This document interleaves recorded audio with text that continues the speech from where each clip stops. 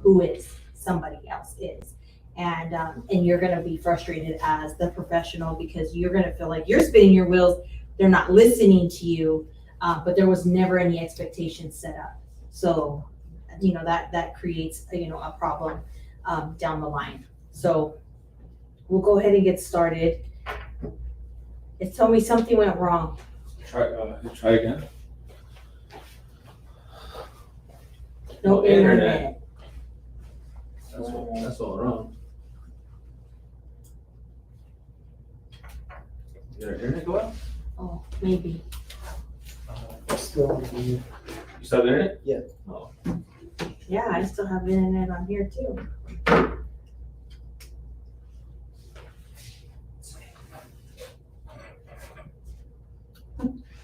I can't be good at everything.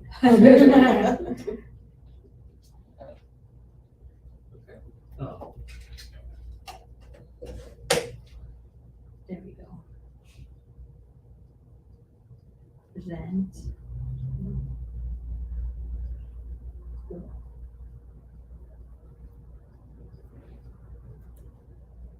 You gotta have your face on it because the mic. Oh, That's the screen. if you guys want to, I don't know about you, maybe move over here so you could see the screen. of course. Probably That way best. your back, your back's not, you don't hurt your neck. Or sit next to Jennifer and Alia, they don't bite.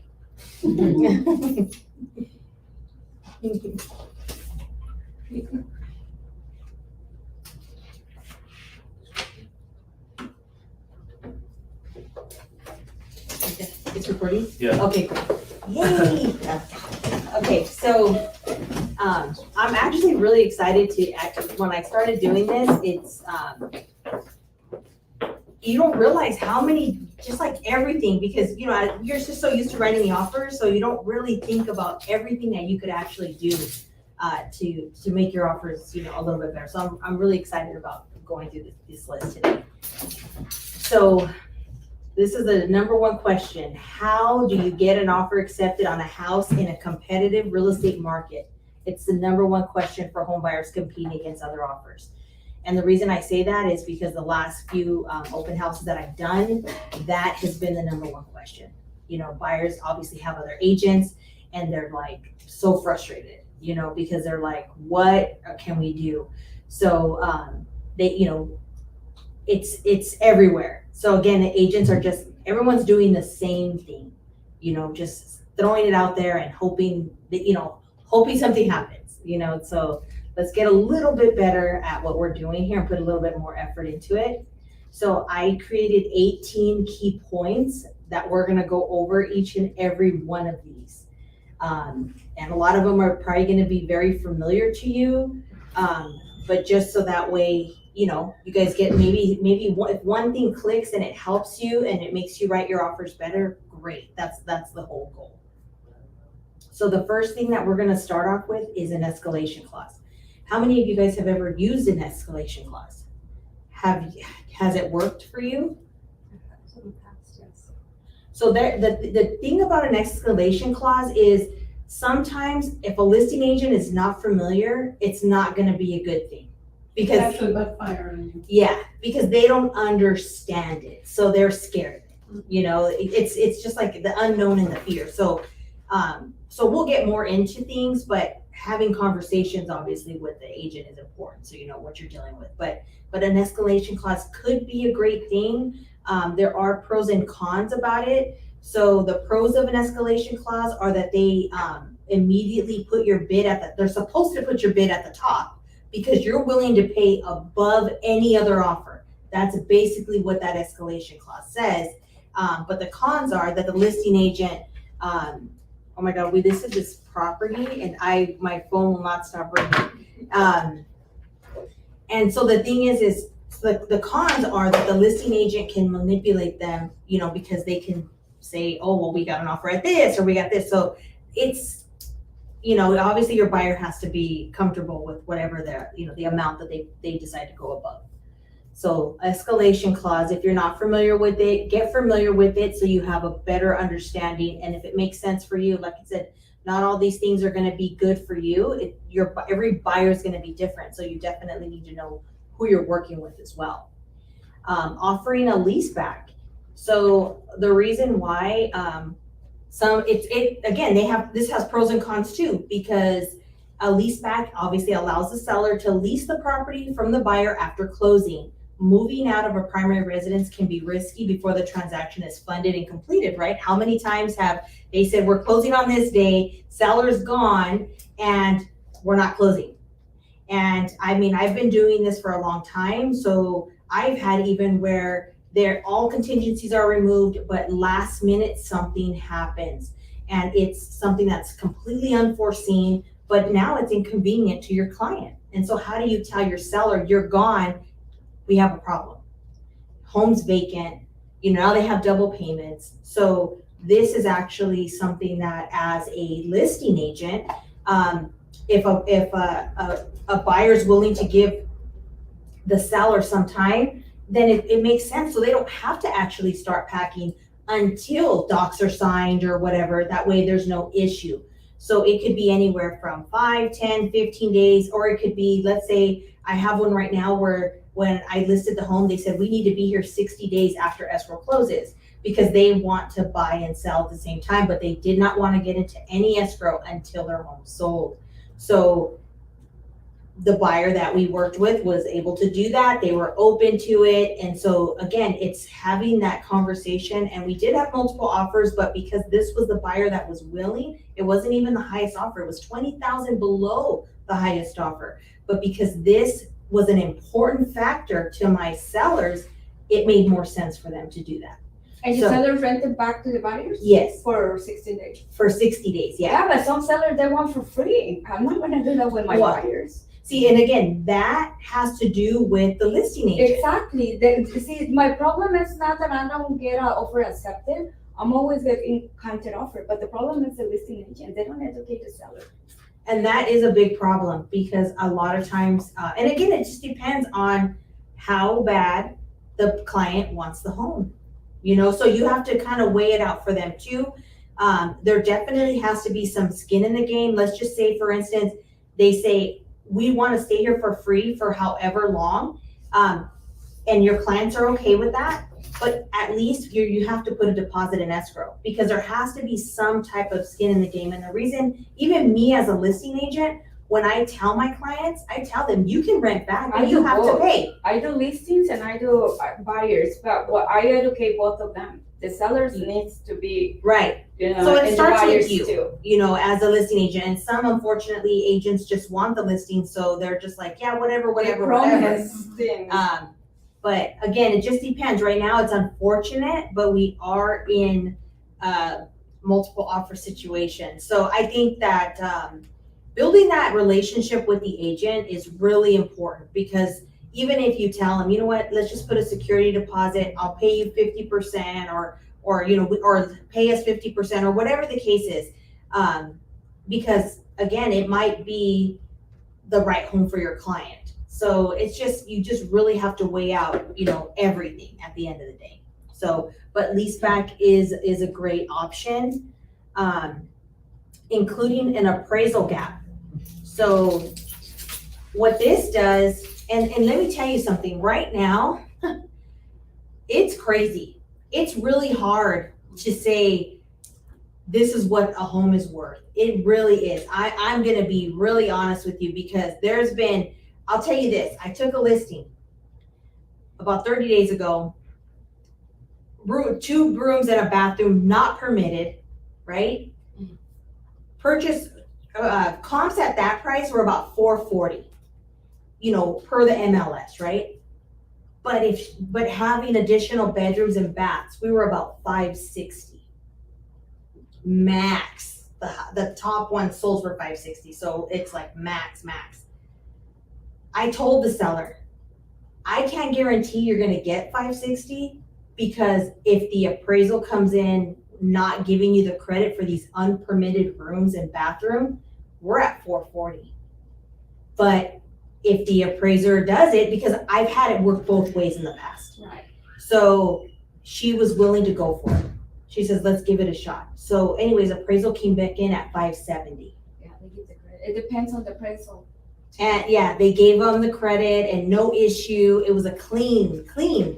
And so honestly, that's why I tell you, don't overthink things. You know, don't think you know, because honestly, Yeah, right now, we don't know. nobody knows. If you're not sure, don't remove your appraisal contingency. You know, just keep it. And most buyers aren't removing appraisal contingency yet. We had one this weekend. I talked to the agent. He said, Sonia, I have 20 offers. He originally was at 450. He says, I'm at 485. I talked to my clients. I showed them all the numbers. They said, we want to go 520. I said, okay, let's do it. You know, we'll go 520, but we're not removing appraisal. You know, we'll keep it on there. So he calls me, the agent. Sonia, I have 35 offers now, and I'm at 535. And I said, well, show me what your 535 looks like. Like, I mean, is clean and everything else? He says, no, it's not. Okay, so don't compare my offer to that offer, right? Because it's not comparing apples to apples. I get it, it's higher, but are they including an appraisal gap, or are they including, you know, removing appraisal? No, they're not. So Sometimes the higher best offer is not the best. Exactly. Because they cancel. When the appraisal comes, they're gonna cancel. So And they're you going will, back to the market. so you'll include an appraisal gap even if you haven't removed the appraisal contingency? Yes, so that's what you do on your offer. So basically, like, let's just say, for instance, you send an offer for 500, and then in there's actually a spot on the RPA where it says if the appraisal doesn't come in, you're willing to pay how much. Right, So but you would, because in the past I've done that, but when we have removed the appraisal contingency. But here I'm understanding that you would include an appraisal, a guarantee basically, Yes. even if you maintain your appraisal Yes, contingency. yes. So this is just saying, so like I have another one, I'll give you an example. Every agent works differently, right? So I had another one, we wrote an offer, it was 450. We wrote the offer for 475. Honestly, values could go up to 500 right there. Like she has it low. And so, but I'm not there to tell her that. You know, that's not for me to say. So I offered 475 and she calls me, she said, Sonia, you know, I got your offer, it's 475. She said, but are your buyers willing to pay any difference or whatever? And I said, I didn't put it on there initially, but I had the conversation with my clients and they said they were willing to do 5,000, but I honestly don't think they're gonna even need it because the value is gonna be there. So I did tell her, I said, yes, they're willing to pay 5,000 if, you know, the value comes in less, up to, you know, capping it at 5. And so she was like, okay, that's great to know. I'm going to put that on your offer, you know, so that she would counter obviously me that. But you can put it on there or at least have the conversation with your client. It just really depends on how much they want that house, you know, Yeah. and if they want, If they really want it, they will do anything. because and this is what I tell people. Sometimes homes have certain things that maybe are amazing for you. You know, if you buy that house on the next block, but it doesn't have all of that stuff in the backyard, let's just say, because let's get real here. They're not going to give you everything you paid for this house, right? When they do the appraisal. But if a buyer can appreciate, you know, it's going to cost me $25,000 to do what's already done. I'm willing to pay $10,000 more because if I have to go and buy another home, it's going to cost me $25,000, not 10. Does that make sense? Yeah. So sometimes when they put it into perspective, again, depending on the home, what it has, this one house that has these crazy offers, it's because it's the largest lot available right now. The only home with the large lot. Why do people want that? Because they want to build behind it. So they're looking at future value. You know, they're seeing that benefit. The house is nice though. Like they totally, you know, it's a really nice house. The backyard is just dirt, but they see that potential. And So now when you say including in the appraisal, where we include that? How do we do that? So I'll show you, it's on the Okay. RPA. It's on the RPA. So just remind me because Okay. I'll forget. Okay, so the next thing is offer more earnest money. So before I used to not want to offer more than 10,000. I used to say 10,000 max because God forbid there's a problem, you can still go to small claims for your deposit. Now it's like, let's just go for it. Roll the dice, right? You have to, so I just think it's being smart, showing the agent that you know what you're doing. That way they don't feel like they can keep your money. And let me tell you something, you guys working here for RE/MAX Champions, Rod is amazing. Oh, yeah. I can't tell you how many times agents are, I'm keeping your deposit. No. Rod, handle her. And I don't even argue. I don't do any of that. That's not for me to do. I simply have him. He does what he needs to do. Deposits released. So again, as long as you're smart, you're doing what you need to be doing for your client, you have nothing to worry about. Right. So, but that's something, again, you need to talk to your clients and make sure. But what I've been doing is putting down whatever their down payment is. So that's what I've been doing. Yeah. It's like, you want this house, yes or no? And then that's what I tell them. Are you going to regret if you could have done something different?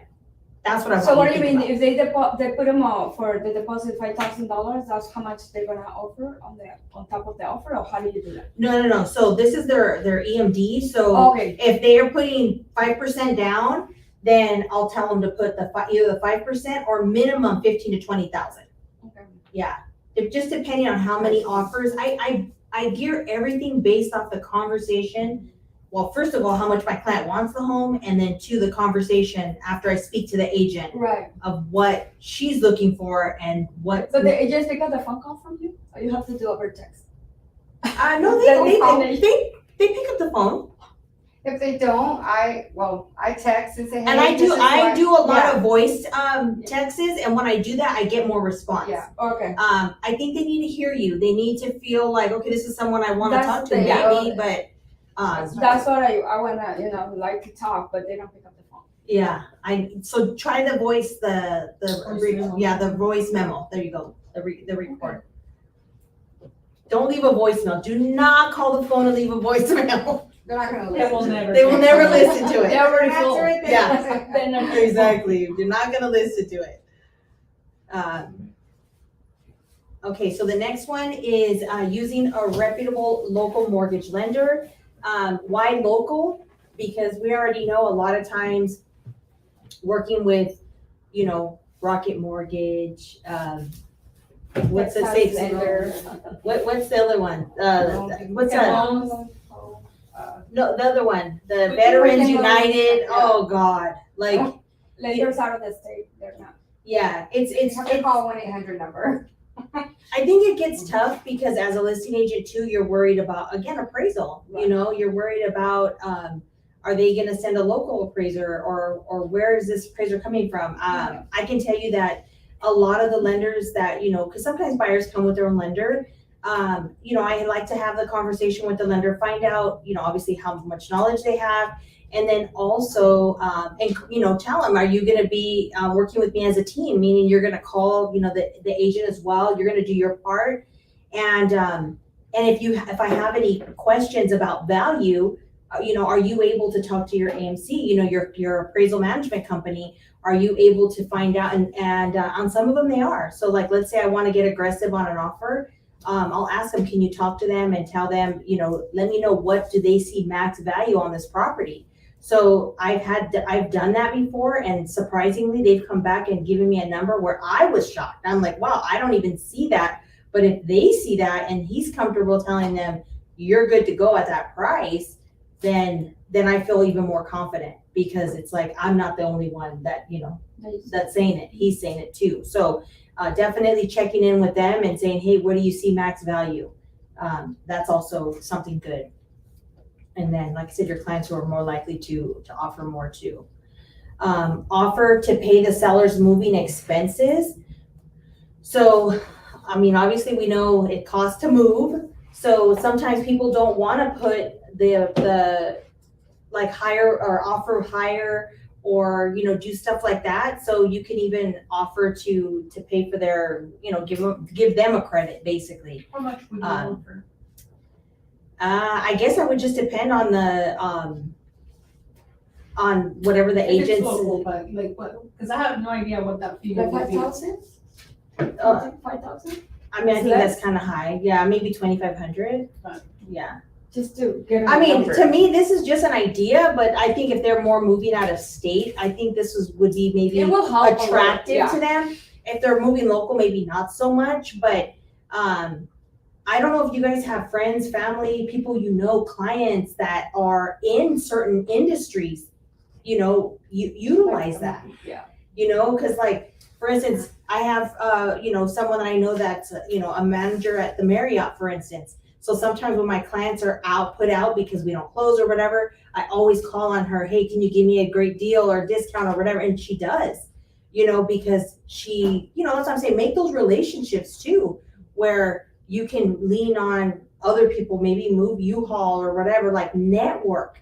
So you have those ability, you know, to offer, you know, some services, because your clients are upset. Number one, if things aren't going as they thought or planned, they're upset. So those are just good things, you know, to be able to offer. And do not send any more personal letters at all. Nobody reads those anymore. You know, just a lot of agents just feel it becomes an issue, because I've heard where they're like, did you give the letter to the seller? And it's like, and now it's on the listing agreement too. And, you know, and you can put in the MLS, but Yeah, sometimes I put them on them, like, don't send us, yeah, because what they letters, do is some people, they just assume and they're like, oh, you guys are discriminating. And it's like, we didn't even look at the letter, like, but it can cause issues. So, but always do cover letters, you know, make sure you guys are doing a cover letter. And I can share with you what one looks like, but it's just basically telling the agent about your offer. It's kind of like a summary of what to expect working with you. And I think it says a lot about you, because it's clean, it's crisp, and it's just like, okay, everything is detailed, you know, and all your information is there as well. Sonia, I don't really do cover letter, but I do email, and I try to put like, not like a whole enchilada about my client, but I put a little bit of that and that's it. And it's Yeah, like an That's either good. email or cover Yeah. letter, right? Also closing on their terms. So basically what that means is, you know, every seller has different circumstances, you know, for the reason why they're selling. So, you know, some are, you know, I put on here, some are selling through, you know, a relocation company, while others are selling an investment property. So they all have different things appealing to them. So that's why, like I mentioned, it's important to know, like, let's just say you're dealing with someone that's going through a divorce, you know, so you might need to be mindful of that. Or you're going through someone who maybe their spouse just passed away and they don't even want to sell the house. It's emotional for them. So there's going to always be different ways to appeal to the seller if you know what their terms are, you know, what it is that they're looking for. So, and that's something I always ask is I tell them, what terms are your sellers looking for besides money? We already know that, right? Yeah. We already know what the money, you know, it's money, but also what else are they looking for? So that's another thing that's important. This here is something that I truly believe, you know, be the first to view and submit an offer. So, you know, time is definitely of the essence. When you show your properties, you know, and again, this goes back to having that buyer consultation with your clients, letting them know, because I can tell you that most people that come in to meet with me, when they come in, they tell me, I'm not in a hurry. I just want to look. We'll see what's out there. And then we get to the first house. I like this house. I want this house. I need to get it. I'm like, All wait, buyers are what the same. happened? You know, so it's, It's. and yeah, exactly. It's like, no. So that's why I already know, because, you know, I'm experienced and I know how it goes. So I sit there and I'm like, no problem. You know, I get it. And so, and I like to know, it's funny because my clients and my past clients and stuff know me as I move quick. Like, they're like, you want something done? Don't call her unless you want something done. And so I'm like, okay, I like that, you know, that they know that I'm going to make it happen. So, and that's the thing, it's the goal. It's for me to be able to show them what's possible. So, but be the first to view, like I said, and submit your offer. So don't waste your time. Things sell quick. And even if it says they're presenting at 1 o'clock, they can accept an offer before then. Oh, yeah.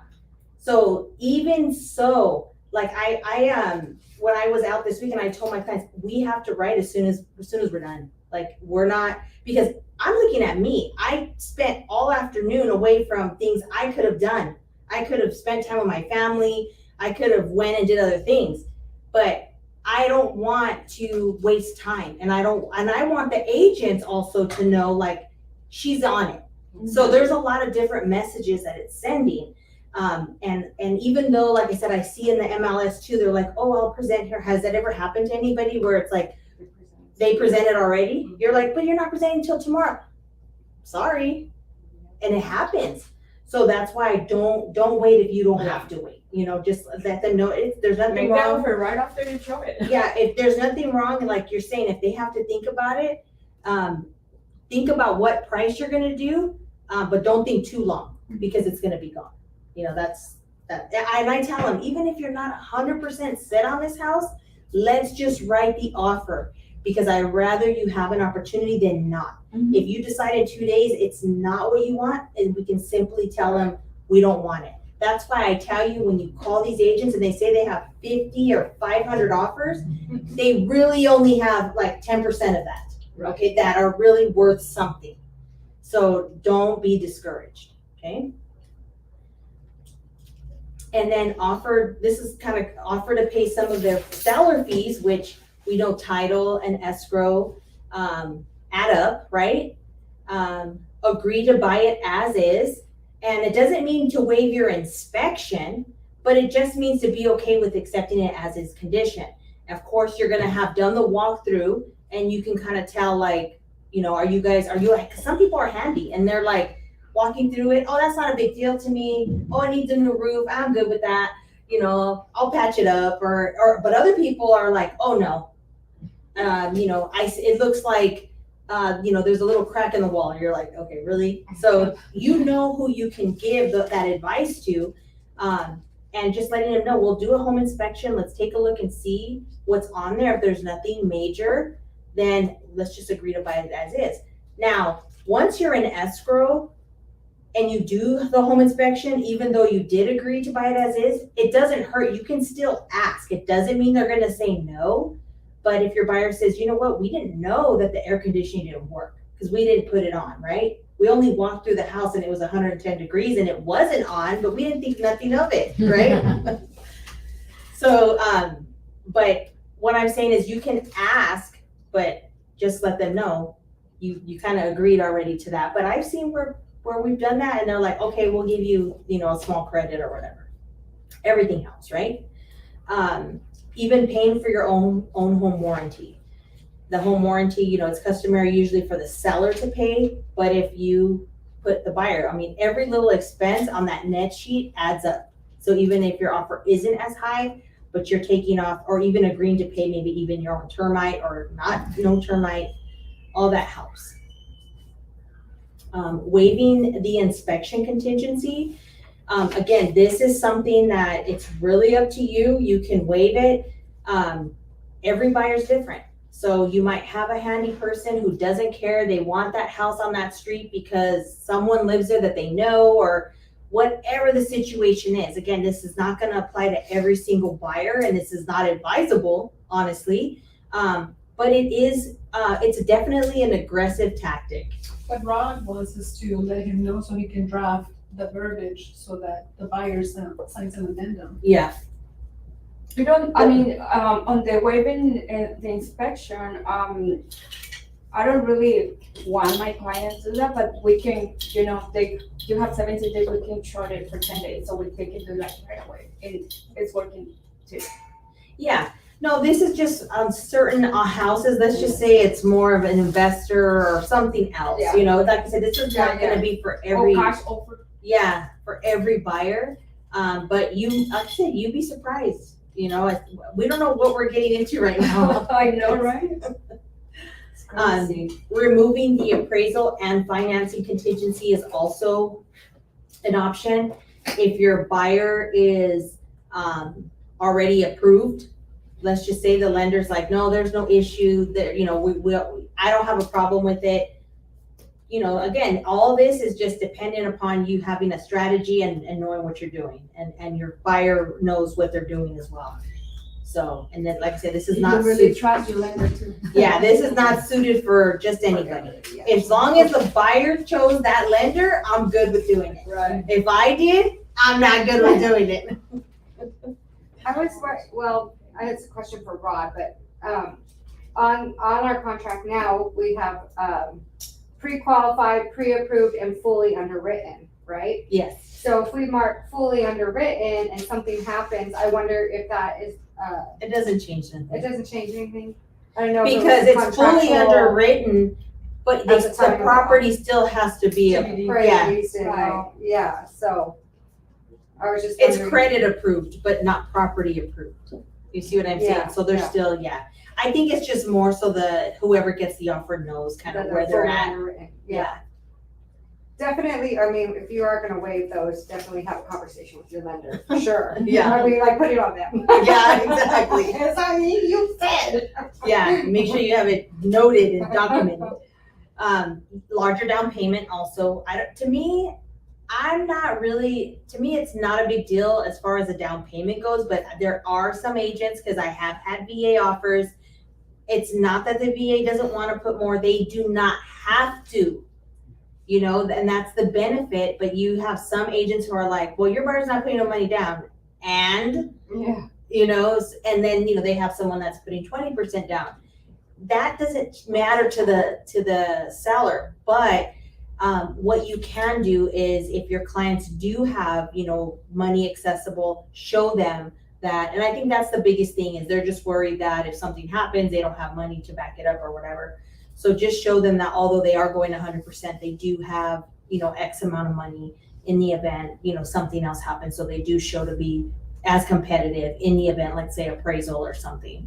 And not that they have to remove it or anything, but some people just want to know if that were to come up, is there any negotiability? But if there's no money, then they know off the bat there's nothing. So I could see that part, but as far as it being, you know, VA loan versus a conventional, that shouldn't matter. But larger down, when your clients are putting a larger down payment, that does help. And I have seen many times where buyers change the loan on you. That's happened. And then this is what you're talking about. Have your lender pre-underwrite your loan.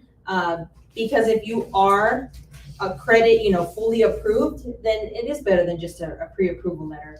And that's another thing. Some agents submit offers, their offers aren't complete.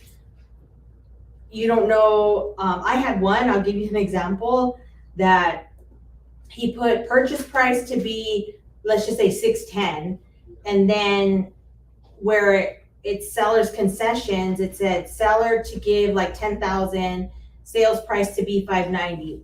What? Like, I was so confused. I was like, wait. So I called him. I'm like, so are you offering 610 or are you offering 590? Do you need 10,000? Like, it was all bad. So he didn't know how to write an offer. So it was bad. But anyhow, what I'm saying is, so make sure even if you're not familiar, you know, talk to another agent, have someone look it over, make sure that, you know, everything is completed. Don't leave anything, you know, blank that needs to be filled in, because the listing agent is not responsible to do that for you. And keeping your offer clean and simple, because obviously your offer speaks volumes about who you are, and it speaks about your competency and how much you know. So this is super important. And I always tell people, please send me just a clean offer so I can read it and I can understand it. And it also helps you also if in the event there's a lawsuit, because it's very clear as to what the terms were. It's not confusing. It could have meant this, it could have went this way. So definitely keeping your offer clean and simple is so important. And then you can also, you know, close extra fast on vacant homes, or even on homes that have sellers. Again, some of them are ready to go. They want their money faster than not. So find out, or maybe, hey, we can close and your client can stay, you know, we can close it in 2 weeks and then your client can stay for another 2 weeks. So that way, it moves quick. And then communication is so important. Making that first phone call, to the agent, hey, we have a buyer that's super interested in your home. I'm sure you're getting 100 calls. I just want to know what's important to your seller. So that way, we can discuss that and see if we can, get those terms to work for both, because it has to be a win-win for both. It can't just be one way. And it is super unfortunate because there are a lot of listing agents that feel that they have all the power. But a lot of times when they do that, and what I see is they go with the wrong offer. They're listening to someone who's promising them all these things. And then they end up falling out of escrow. Because they don't, and we do have a lot of back on the markets because of that. It's over promising. They're just doing whatever they can. So even stick to those too, even if, let's just say your client doesn't get the offer accepted, ask to be backup, ask to execute the backup offer addendum, get in that backup position.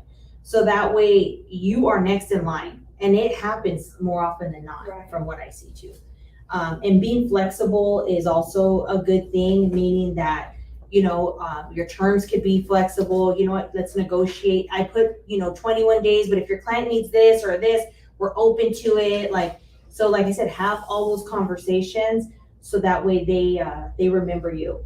And always, once you send your offer, definitely ask for a confirmation, that they received it, by phone. You can call them, you can text them until you speak to them. Continue. They may feel like, man, but they're going to remember you when they see your offer. And that's the whole point. Sonia, how do I do the backup offer? When I submit the offer or after? No, after. So what happens is, if let's just say they tell you, oh, our client went with a different offer. Yesterday I got that one. Okay. So can I write the backup offer today So for my clients? you can, it's an addendum. Oh, So okay. you go into card forms and then you pull up the addendum and then you send that to the seller. Has to agree, they have to sign it. So you have to call the agent and let her know, we want to be, backup position.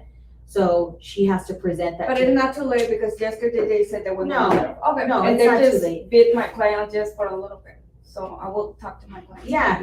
Just tell them, if you want to be a backup offer, call the agent. I don't know why, but some agents don't like to do them. But to me, what's the big deal?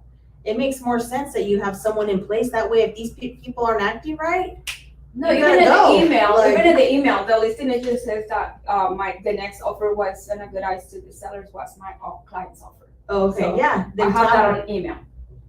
Yeah, you can even tell her, I don't know what that offer looks like, but you could even tell her that, your clients are willing to even, maybe match that offer if they need to or whatever. I don't know whatever the offer was, but maybe if she's willing to disclose that to you, they're willing to do that if this falls through.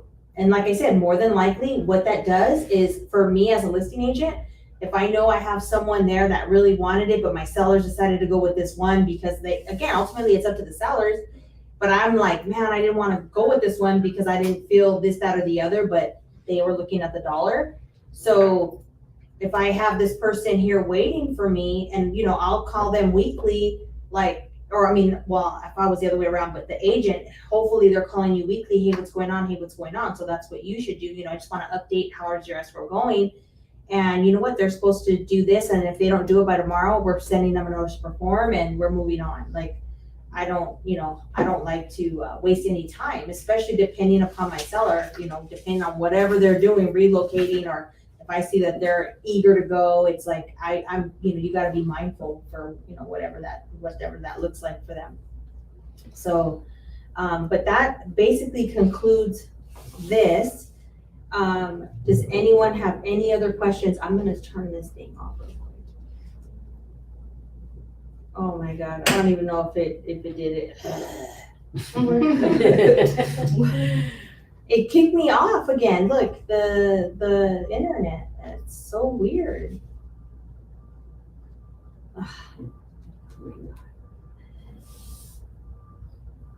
Just I know. How come it won't? Nothing's coming up.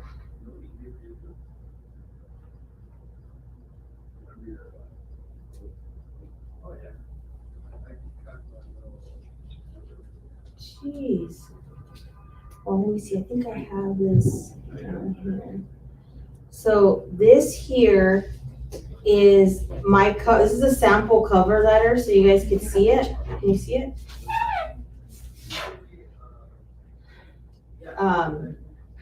And I just created in Canva. You guys, I have Canva Canva, yeah. is amazing. I love Okay. Canva. So basically this just goes over, talking to, just writing it. This is the first page when someone, and always send your offer in one PDF. Always, please. Oh, yeah. Always. I send the whole thing. Because you'll be surprised how many PDFs, sometimes you're chasing PDFs to find out where's the actual offer. But anyhow, So for sure they're gonna see it because it's the first page. yeah, so it's the first page. It's just letting them know a little bit about my plans. Sometimes if there's something specific, maybe something they saw on the property, I'll always highlight something because you never know, again, who the sellers are, and if a lot of times what I do too is I'll check the tax record and I'll see if they have a VA loan, and if they do, then I know they're a veteran, or if I'll look around and I'll see that they're a veteran. And if my client's a veteran, then I'll touch on that, because to me that's kind of like a soft spot for them. Or if I see that they're moving away because they want to be next to their grandchildren, and that's something that maybe my clients are maybe moving closer to their family for that reason. So then I'll just kind of put that in there, just so that way it's kind of like same, there's School some district for kids. yeah, can be there's one. some type of similarity or whatever. So, but then like I said, I'll write on here whatever the offer details are, and that's basically it. Just real quick, just showing them, and then like I said, I attached the offer. So one of my offers, just so you guys can see, let me see. Yes? Someone say my name? I swear I heard my name. You're talking outside. Sonia, in this current market, are you dealing with getting offers at lower price of the listing price or above? It depends on the property. I would say we have gotten at list or just under, or even with closing costs. It depends on the property. So if you're the agent that's waiting for stuff to come out every day, that's not gonna happen, because everybody is rushing, to the same properties. So you have to, if you're looking for that, you have to definitely pay attention to homes that have been on the market for a while, or looking at backups, stuff that has came back on the market. So now they want to sell it. Now, as a buyer's agent, do you ever send offers under the listing price or at the listing price? I've sent under the listing price. Yeah. It all, because again, to me, what I do typically is, because every agent does business differently. Listing agent, right? Well, every agent, but listing agents. So some listing agents list a home way above market value. You're like, really? You know what I'm saying? And then others list it at market, and then some list it way below market. So I always check to see, after I see it, let me look at the condition, because pictures lie, so when you go in and then you start seeing, then it's like, okay, based on this, then actually they want 500, they're crazy, it's probably more 460. So it just really depends. It's a case by case, but do we offer below? Absolutely. Yeah, with the houses that be in the market, that's, something that I do. Yeah. But with the new ones that recently. And I one or can two tell days, you, cannot. reputation is everything Right. in our business. And I had an agent who I closed escrow with, and she told me, so I have another listing coming on the market. If you have any buyers, I won't even market it. Like, you can just offer what they're asking, and because they don't want to deal with, just all of everything that gets, if you're a listing agent right now, you're swamped. And that's another thing I think I was talking to another agent about. Who wants to review 30 offers? I don't. That's a And lot. you know what? And it's pretty sad, because you really don't have the time to sit there and go through each one. That's why I tell you, call the agent, bug the agent, make them pull your offer, because not everybody calls. No. Nope.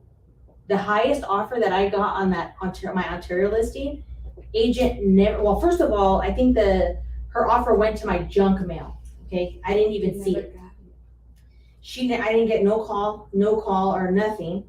I think, I'm trying to remember what exactly happened. I think after we had already like sent counters or whatever, is when, she messaged, oh, I wanted to check status on my offer. And I'm like, what offer? And so then she resent it to me, and, I never had it. But she never bothered to call me. She didn't pick up the phone. She didn't text me. She didn't anything. And you accept another offer, of course. So that's why I'm telling you that call. Don't be embarrassed. Don't be like, oh, I'm bugging. So what? Oh, no. You know, call them, because that way you stick out. You know, I asked, As a you know, listening did you get my agent, offer? you love that, Is there because you anything see, that oh, you she's have checking. questions about? Do you need anything else from me? So hopefully you catch them at a good time where they're in front of their computer and they're like, let me see, let me check. Okay, this is, okay, so your client can close this? Yes. You know, they're going through the offer with you. So, I mean, the other thing you can do too is go old school and take the offer to them. That's the way it used to be done. So, I mean, that's another way they can meet you in person. Hey, you know what? Here's a $5 Starbucks card. And there's more where that came from. So Crazy. yeah, it really is. But I think it's just, and like I said, every agent's different. I'll be very honest with you.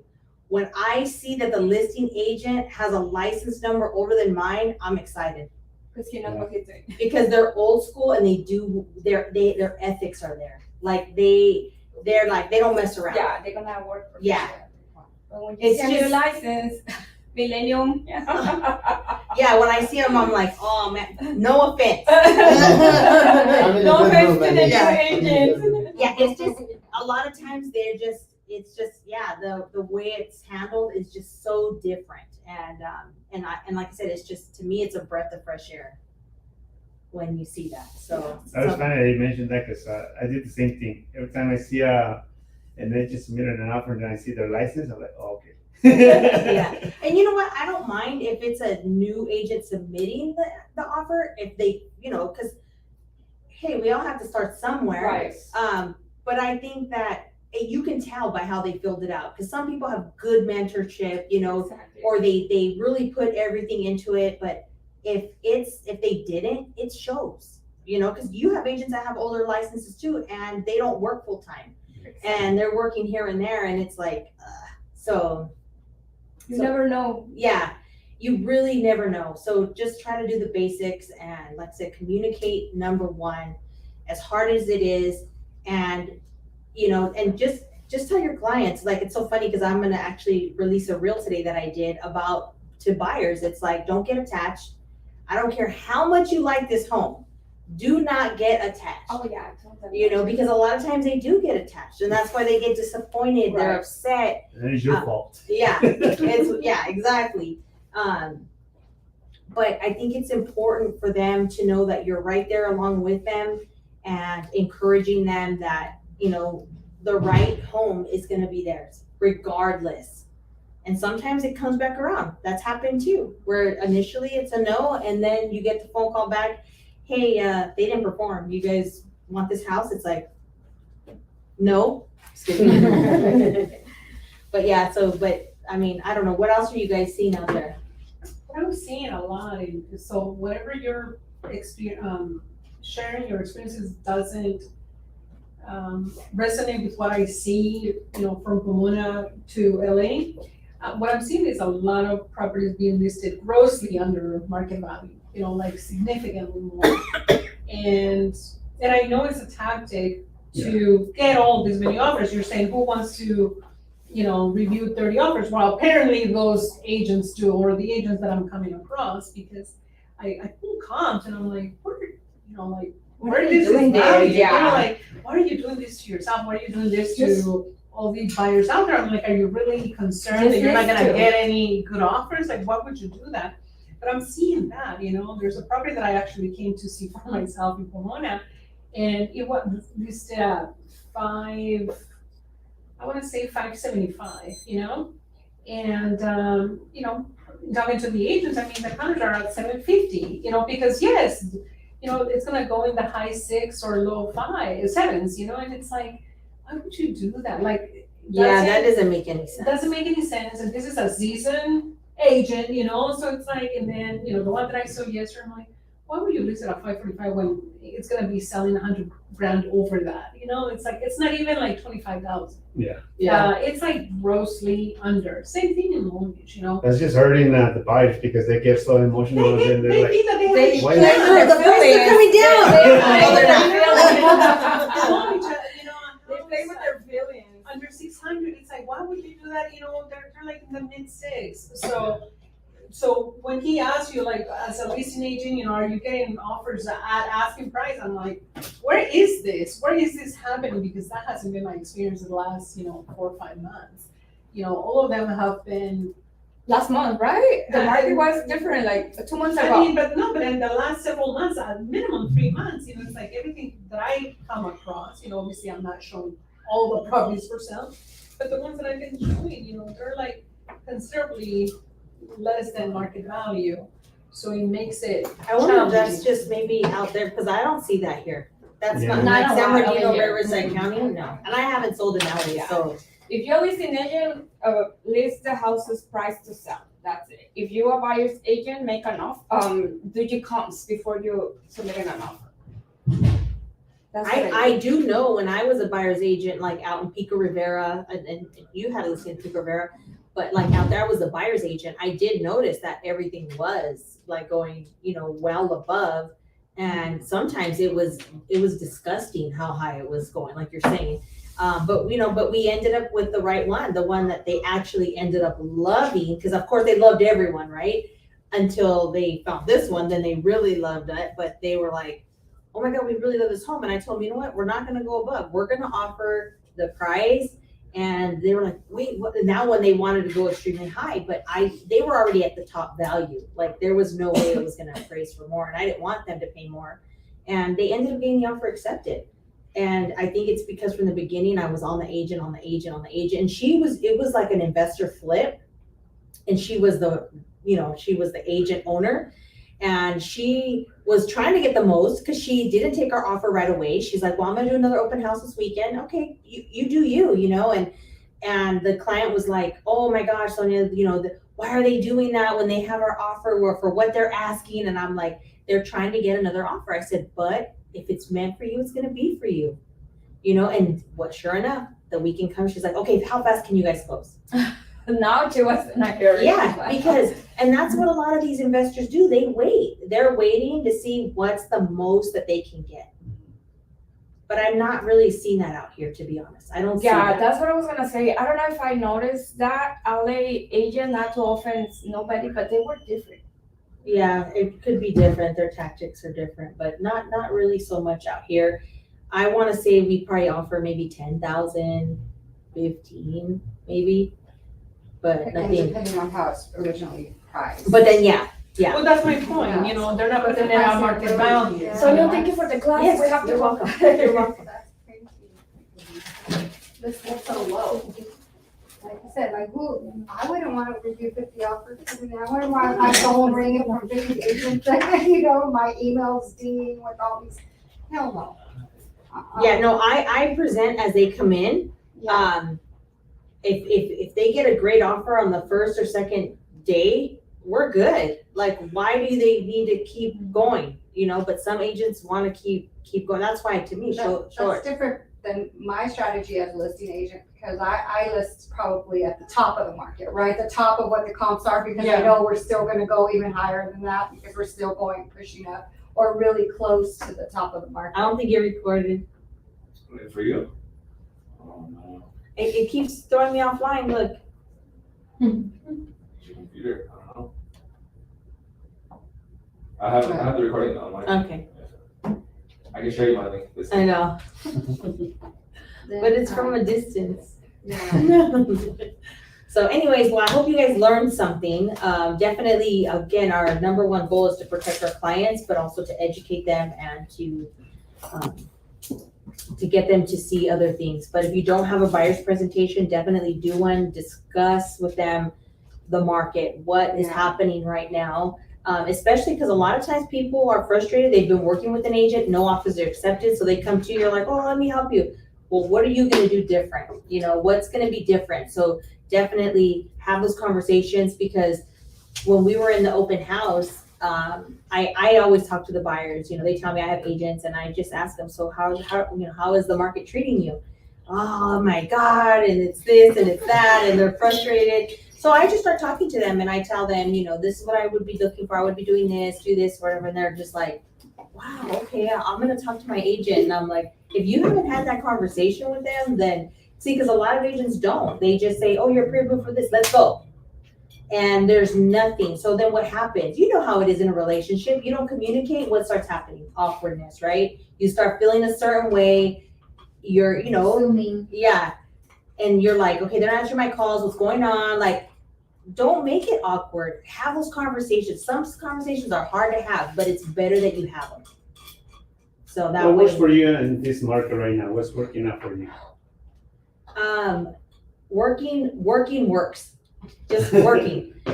We're doing everything, honestly. I'm doing a lot more marketing. I do a lot of, I've been very consistent on doing videos and sending them to my database. I've been getting a lot of people. I've actually gotten listings from my database. I know Justin's in my database, so he probably sees my stuff that goes out.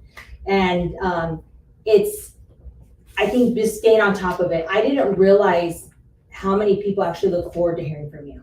You think you're, another email, but if it's value, if there's information you're giving, they look forward to it, especially right now, because they're hearing all kinds of different things from other people. I had a girl come in who, she's a past client of mine. I haven't talked to her in about 6 years. And she reached out to me because I did a video on foreclosures. And if you see a hardship coming, don't wait. There's options, that type of thing. And so she messaged me, came in, made me an appointment, and she says, Sonia, I have about 2 months left of money to pay for my house. After that, I don't have any money. I don't have a job. She was going over everything. She goes, I'm really embarrassed just to even be here. And I told her, no. She goes, but I saw your video and I just felt it talked to me. And so she's like, if you think I should sell my house, tell me now. I don't want to ruin my credit. And so I talked to her. I gave her some options. She went back, she called her bank, and she was able to do a forbearance without them, messing up her credit. They rewrote 3 months. So she has 3 months of no payments that they're putting at the end of her loan. So she called me back and she just was crying and telling me how appreciative that, she was, because she wouldn't have, known to do anything differently. And she's hoping if she doesn't get a job in the next 2 months, then she's going to sell it. But it gives her more time. Yeah, that's nice. So you just don't know, like I said, who needs your help. A lot of times we get into our own head and we're thinking, oh, it's just too much. We've been doing a lot more marketing, a lot more passing out flyers, talking to people, a lot more phone calls. So just talking to people. That's true, because just last week, this person contacted me by text. Are you the listing agent / property? Yes. And he goes, you have pictures? I sent the pictures. And he goes, any offers? No offers yet. There's only work, no offers. And he, just because I responded to him right away, sending what he was asking, he's like, well, at least you answer my questions right away. I set up an appointment to go see the house the same day with the seller, and now he's becoming my client. Yeah. And you know what? You'll be surprised. It happens more often than not, where people everyone looks at it like, what am I going to get from it? Instantly. Is this going to be worth my time? It may not be worth, and what I tell people is, that's why I say working works, because even if I'm working, let's just say I'm talking to this person right here, but she has no intentions of selling, but I'm helping her through whatever she's going through. The universe knows that and sends you other stuff. And I really believe that, because that has always been, your worth ethic is everything. You know, just every day I get up and do the same thing every day. I make the phone calls, I talk to different people. Like I said, I'm trying to reach out to people through my database. That's why, like, I tell the new agents, your database is your savings account. If you don't have one, you won't save. You know, it's so important to have. So we're just building it and building it and building it, reaching more and more people. Doing the open houses right now is great. This last open house that we did, every single person that came in, no agent. They were just thinking, driving by. So now we followed up with everybody yesterday. We probably communicated with quite a bit of them, and 3 of them actually have 2 homes each to sell. Now, yeah, and they're like thinking, okay, you know what? How can we make this work? Like, let's figure this out. Is now the right time? And it may not be, but that's okay. They don't have an agent that they talk to, so now I'm going to market to these people. You see what I'm saying? And when the time comes, when they're ready, could be next month, could be in 2 years. It's okay. I'm not going anywhere. I'm here just feeding it and feeding it and feeding it. And then, you know, whoever's ready raises their hand. Yes. You know, so that's kind of basically all we do. But just conversation. I tell people, if you don't know who to talk to, go to a coffee shop, stay there, show that you are with RE/MAX. Smile at people, Sit yeah. there, smile. You know, hey, you know, I have a question. You know, what are you hearing about the real estate market? Everybody wants to talk about real estate. Mhm. Yes, that's true. Yeah, Well, great class. Yeah, thank you. I would like give it